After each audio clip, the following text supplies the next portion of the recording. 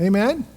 If not your marriage, then your parents' marriage, your future marriage, maybe your brother and sister's marriage. Every one of us is affected by marriage.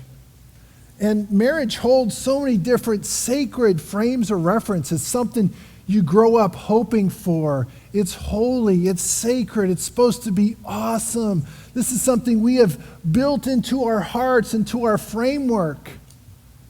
It's about who we are. Isn't it interesting? Everybody's affected by marriage, especially mom and dad's marriage, huh? Or lack of marriage. Some people are affected by mom and dad's lack of marriage. Because that can create conflict, can't it? How many of you have felt like, I just don't want their marriage? Anybody felt like, I just don't want mom? You guys obviously can't say that. Yeah. But there's a lot of kids that can say, if nothing else, I've watched mom and dad, I don't want their marriage, so everything will be based on mom and dad's marriage. We're all affected by our frame of reference about what marriage is supposed to look like, where it comes from. Every one of us is affected by it. And isn't it interesting that marriage as an institution is in jeopardy as we speak? Just the simple fact, and we all know this is a fact now, that literally half of the couples that say I do, that relationship will die, that marriage will die, right? That's what the research tells us. 50% of all marriages die. Do you think they went on their wedding day, just can't wait till I hate you? Can't wait till this is over with, right? Every marriage starts with hopes and dreams and this ideal of what it can be like, and we're so excited about it. Half of them die. Think about it this way, if marriage was an NFL coach, it would get fired, right? If it was an NFL coach, it would get fired. But wait a second. We're different, right? We're the people of God. We're Christians. We're ones that take God's Son's name as our own. We call ourselves by Him. We call ourselves Christians. We're the ones with all the answers to life, right? We have the answers. We know how to make this thing work called marriage. We're the ones, we're the city on a hill, right? Are we any different? Barna Research says that it's absolutely no different. Marriage in the church, 50% death rate, just like marriage of those that are not in the church. Is there something wrong with that paradigm? There is something wrong with that picture. We're supposed to have the answers to life. We're the ones who are supposed to know what this thing's supposed to really be all about. And we don't. And it's problematic. And I'll tell you, it's scary to me. As I meet with people, the counsel that I hear coming out of churches and Christian counselors sometimes, it just boggles my mind. I can't tell you how many people I've met with, they've been told by a pastor or a Christian counselor, well, you should just get divorced. I can't help you. Wow. What does that mean? If we don't have the answers to this most personal, most important relationship, it's no wonder the world looks at us and says, I don't want any part of you. Can the church even have a stand on many issues? No. Why? Because we're just hypocritical. You're judgmental. If you take a stand on anything, well, they're just going to label you, right? Because what's our proof that we have answers? We have a 50% death rate just like anybody else. That's why the world looks at us and says, don't need it. You're all talk. You say one thing and do another. And you heard that was our life. Could go out and say one thing, go home and do a totally different thing. There's something wrong with that. And it's no wonder young people are leaving the church. Barna has a whole new series called You Lost Me. And it's talking about the generation of young people that were raised in the church. And they're saying that 60% of those kids raised in the church are leaving the church. They're gone. Why? Because they look around them and they say, you don't have answers. You don't have it. I've watched it. You don't have answers. We've got to have the answers. Otherwise, we're going to lose an entire generation. My fear is our generation is handing that generation a 50% death rate in marriage. What are they going to have? What are they going to come out with? Are we looking at 60, 70% death rate in 20 years? That's my fear, and that's why I've opened this seminar up free to college kids, because I want to get to the college kids, go, look, we got to do this different. I understand that this is problematic. I get that, but we've got to do something different. Otherwise, we're going to end up at 60, 70, 80% divorce rate is my fear. And the interesting thing is, with that young group of raised in the church kids, their paradigm now is living together. Cohabitation. You know, we raised our kids, homeschooled our kids, and I know, unfortunately, several of those kids right now that are cohabitating. They were raised with the truth, and now they've decided, you know what? No, it didn't work. I'm going to do it my way. So isn't cohabitation going to have a consequence? Isn't there going to be a price for that? But why are they cohabitating? They don't trust marriage. They don't trust it. They're saying, yeah, that's old school. That's old-fashioned. I don't need that. Let's try this out. But isn't sex the one sacred thing that sets this relationship apart from every other relationship? Amen? Hello? Is everybody asleep? I talked about sex. Usually that gets everybody to wake up. Because everybody's sitting there thinking about it. When's he going to talk about sex? It's the elephant you bring in the room.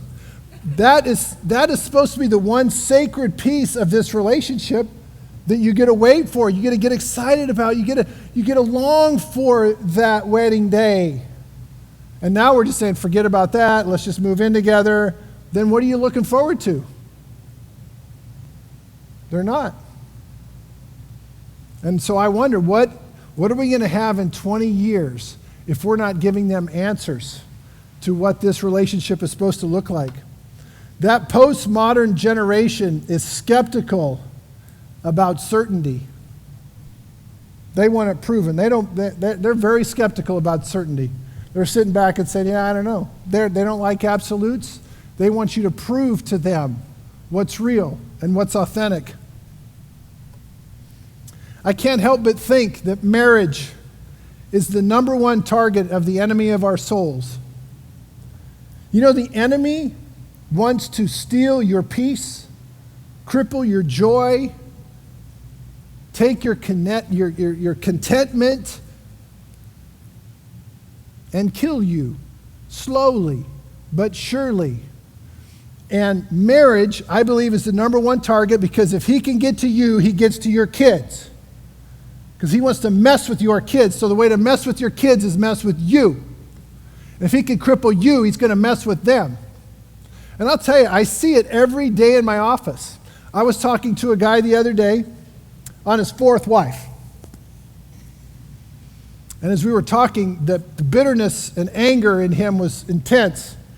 And he was talking very specifically about his first wife and how that relationship he is still hot about and still is unresolved in his own heart. And now he's disillusioned from both of his kids because his kids won't disown their mother. Do you think the enemy's having a field day? Yeah. There's no peace. There's no contentment. The enemy wants to destroy this relationship above all things. This is what Jesus said. By this all men will know you are my disciples if you love one another. This is how the whole world's going to know you're my disciples, because of how you treat each other. This is what the world's going to look at. Well, what does the world see in Christians? Judgment, hypocrisy, divorce, rebellion. Isn't that what the world's looking at? Why do we want to join you? Why do we want to be a part of that? Because Jesus said this is the most important thing you can show the world, how much you really love each other. And we're not doing a very good job of that. we must reconsider it. And worse than the actual divorce rate, I often wonder what the satisfaction rate is in Christian marriages. If you really could find out, if you really could take a survey of couples leaving church, if you could take a survey and find out what their satisfaction meter is regarding their marriage. If they could really say, yes, we are fulfilling God's design in our marriage, in our relationship, we are fulfilling it.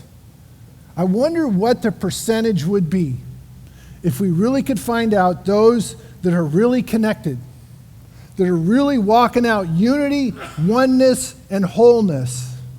What do you think the percentage might be? I'm afraid it may not be high. And that's what we're going to talk about today. We've got to change that paradigm because God has something so much more for us in store. I think it's about time we reclaim what God has joined together. Let no man separate. We have got to reclaim that. That should be ours. And so to do that, we've got to start, I think, at the beginning. We've got to go to the original design. What was the start of this world like?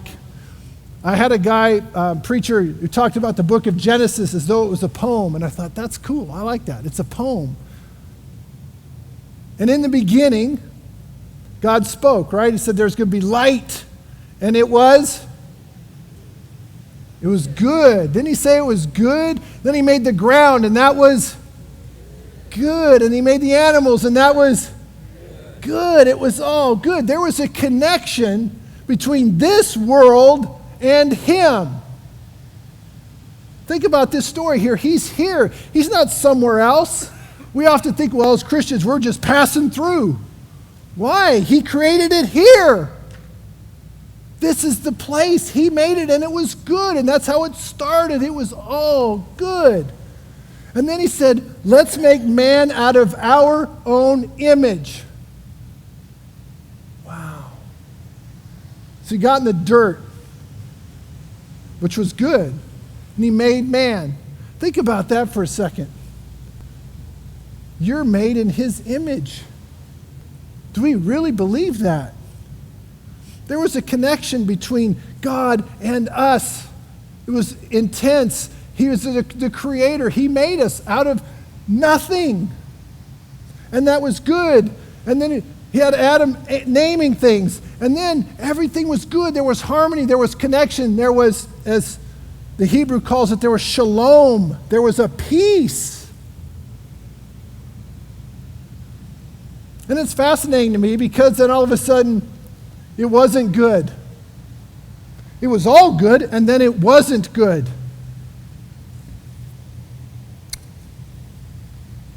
Adam doesn't have anybody. It's not good that he's alone. It's not good. Let's see. No suitable helper. He needs a helper. He needs somebody. Doesn't this make you go, wait a second? Didn't he know that before he started the whole deal? Think about that for a second. Didn't God already know he was going to be alone? Didn't he predict it? Could we see that God is actually reasoning and problem solving as he goes along?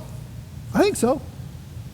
Because this is what he does. He said, well, no helper suitable is found for him. And it's interesting to me because let's look at what that word helper really means.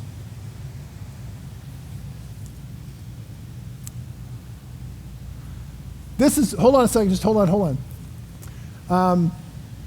We have with us today, and I brought him just for this, Dr. Frank Seekins is foremost authority on Hebrew.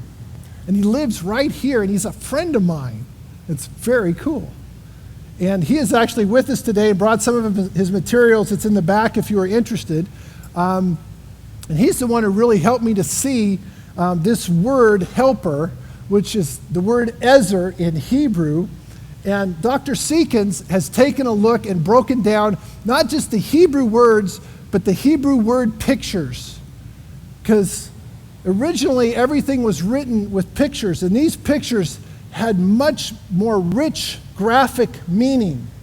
And so what I want to look at is, because doesn't it make you curious that God would say, well, there's no suitable helper? It's like, what's help? What's he need help for? Really? You think God already knew what Adam was going to need for help? I kind of think he might have. So let's take a look at this word, ezer, which means ally. This is how it's spelled. Ein, Zayin, Resh. In Hebrew, you read right to left. And Hebrew words are built with a root word. And here is your root word in ezer. Zayin, Resh is the root word.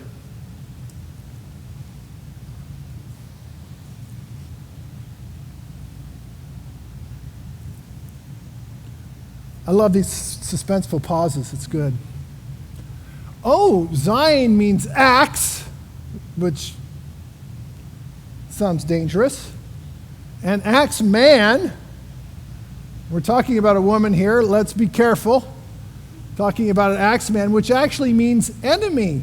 I mean, if you had somebody running around in your house that's an axe man, would he be a friend or an enemy? Be an enemy, right? So this axe man is actually an enemy. So let's finish out this word, because that's the root word. Actually means to see or to reveal the enemy. So God said, it's not good for man to be alone. He needs somebody that can see his enemy. What's the enemy of man? Does God already know? What's going to be the enemy of man? Sin. It's going to be the enemy of man, isn't it? Is man going to have a problem with sin? Yes. Hello? Yes. Yeah. So the enemy, so God says he needs a helper. He needs somebody that can reveal to him sin. Awesome, I think. But it's interesting too. It makes me curious. So why didn't God say, okay, let's make her and get some more dust and some more dirt and make her, right? He didn't do that, did he? What did he do? Let's look at Scripture.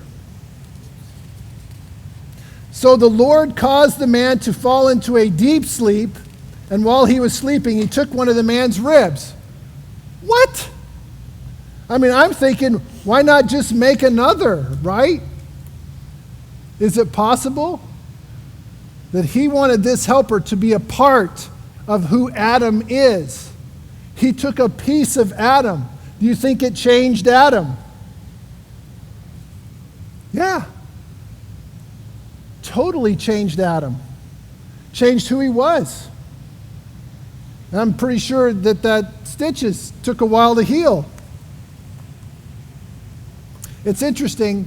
I want to read for you what Frank writes in his book and on his website, and I think I put this up there, livingwordpictures.com, The Helper.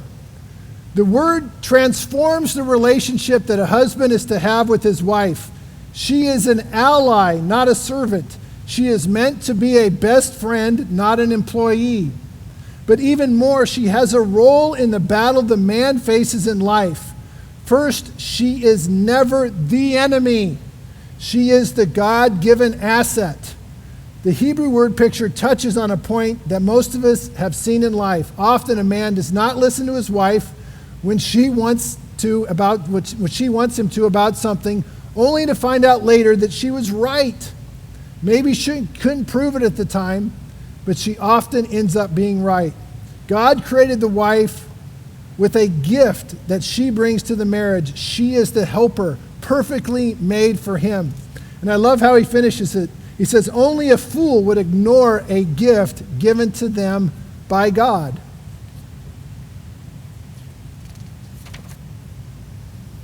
And it's interesting to me because I think this helps right away. This help doesn't just start helping at the altar. We're going to talk about alteration in the next session. This help starts early on, doesn't she? Like when you first met and she looks at you and she says, are you really going to wear that? right? And she's like, and the neat thing about then is, because when you first met, you're like, well, what do you want me to wear? I'll wear whatever you want me to wear, right? And you're all good with any help she gives you, right? Like with Carol, she gave me the anger pamphlet. No, not me. You know, I'll never forget too, when we started having meals together. I am a devourer of food. I don't eat delicately, okay? First time we sat down and I had corn on the cob. I'm killing this thing. I mean, I love corn on the cob, right? I mean, it's just, I'm not just really, really loving my corn on the cob, right? This is how you eat. And I look up and I think Carol's going to hurl. And she wants to help me. She wants to help me, right? So she's like, wow, you're really enjoying that, aren't you? Yeah! Didn't stop me one bit. I mean, I was like, yeah, I'm really enjoying it. She had to work on her helping skills later on, right? So sure enough, she would see how much I would eat and how fast. And I'll never forget the first time she did this. Do you need to take more than one bite? I still got room in my mouth, right? I see all the ladies going, oh, I think we can get a witness in the room, right? So the help starts really quickly, doesn't it? She just wants to help. She wants to enhance your life and your relationship. Now, the best part about that I love in this Genesis story, where it says the man and the woman were naked. Right? You all like that part, right? And what does it say? They had no shame. That's cool.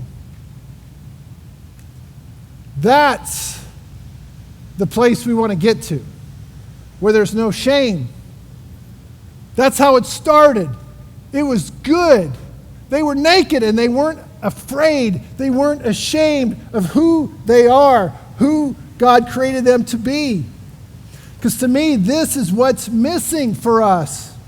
It's often hard for us to just see our own sin. It's even harder to see our former glory, who God meant us to be. He meant us to have no shame and to totally be free and to enjoy each other.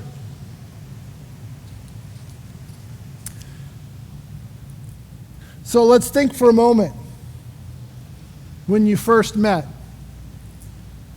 Let's step back to your origin. Let's step back to your beginning. Remember what you felt, what you thought, how you went out of your way to catch that person's attention. Remember when you first caught their eye? I'll never forget when I'm sitting there and she goes, hey, the food's in here. I'm like, with you, baby, anything. I don't care what they're feeding us, I'm following her. I'll never forget it. Do you remember your first date? Do you remember when you first got the nerve to ask her out? You remember that? And you remember how, sick you felt? It was like, man, that's awesome. There's no shame in that. That's pure. That's who we are. That's who we can be. And then you start going out, and will you do anything for her, gentlemen? Oh, yeah. You'll run to the store, no qualms, no nothing. You'll do this, you'll do that. You want to go there? I'll go there. You want to do this? I'll do that. You're easy going. It's all good. Do you remember what it was like? And think about the hours of conversation on the phone. Hours and hours. Sitting, just talking, conversing. You would spend hours together. You would do things together. All that time that you had together early on. Let's remember that, because that's where we want to get back to. Because what happens is, Our life gets in the way. And we lose track of what it used to be like, who we used to be. Because I've heard guys say that early infatuation we had with each other, that was like a mode we're in. No, that's who we really are. That's who God created us to be. We're not faking it. We really like you. We dig you. We'll do whatever we can. And then the next section, we're going to talk about what happened. Because like Carol said, she felt duped. I mean, right away. I can't tell you how many couples I've been with that will sit there and tell you, honeymoon. Honeymoon. Honeymoon is where it started. Now, that's when you can find somebody who's really honest. They can really tell you, yep, honeymoon. Something was wrong in the honeymoon.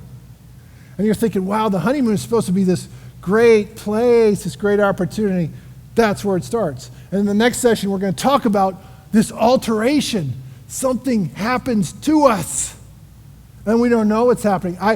Last year, we went to like 6 weddings, and I wish I could see in the spirit what's really taking place, because I think it's holy. I think it's magical in some ways.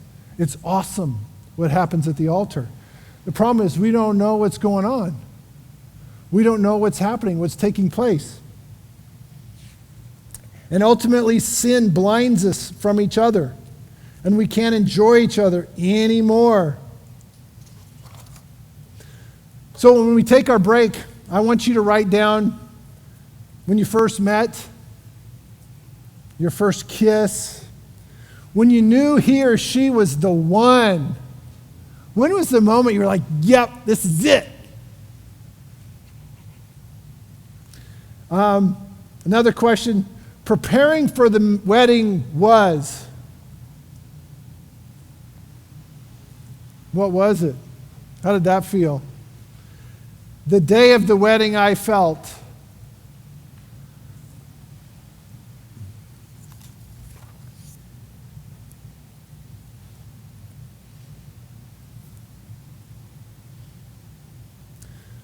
So the video we're going to show is Andrew Jackson, appropriately, Remember When.